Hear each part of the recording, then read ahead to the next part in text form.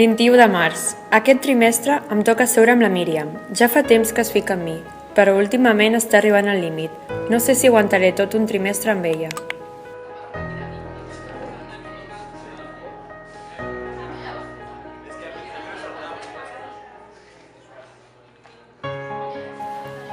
«23 de març. La Míriam ha arribat de mal humor. Només veure-li la cara ja m'he imaginat el dia que m'esperava. A classe de matemàtiques ha començat per rebregar-me el full dels deures.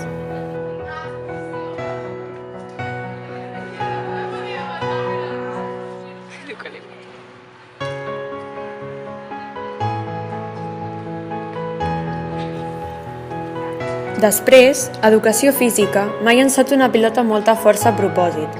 Realment em mereixo tot això?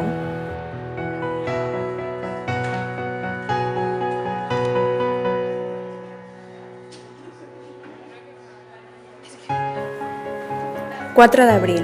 Avui ha estat un dia més desastrós encara. Érem al canvi de classe.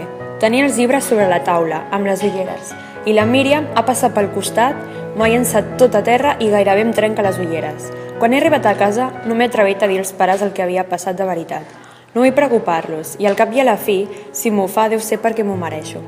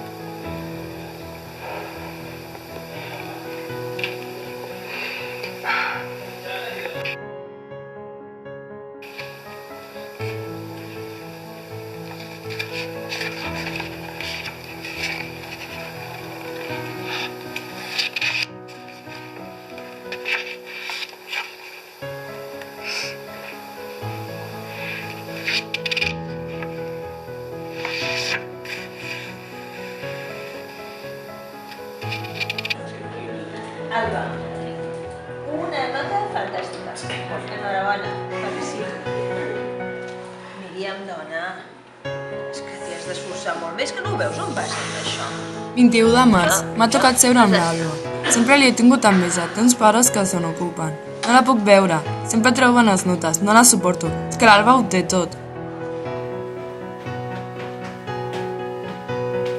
Mare, 23 de març.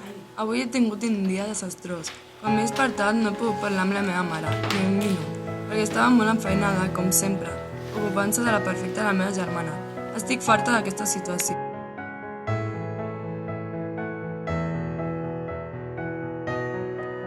4 d'abril.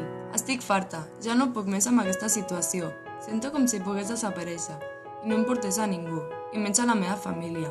Ho pago amb gent de l'escola, però no ho puc evitar.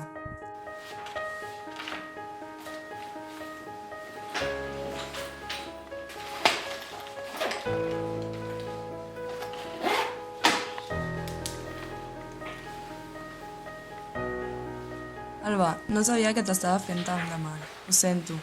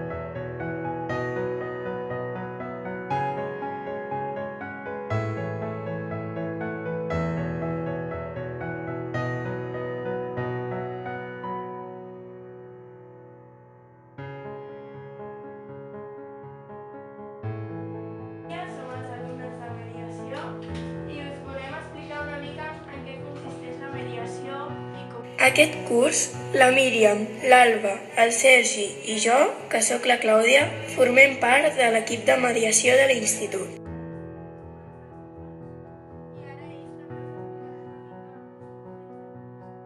Fa 2 anys jo feia la quitza constantment a l'Alba. Fins que un dia, per error, ens vam intercanviar els diaris i vaig adonar-me que li estava fent mal. I tenia ràbia, perquè jo estava malament a mi mateixa i amb la meva família.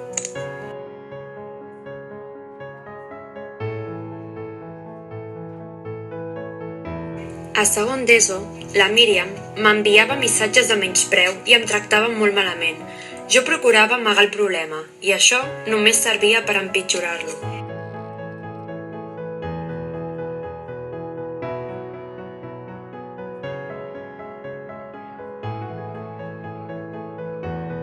Jo em divertia amb les males passades que la Míriam feia a l'Alba.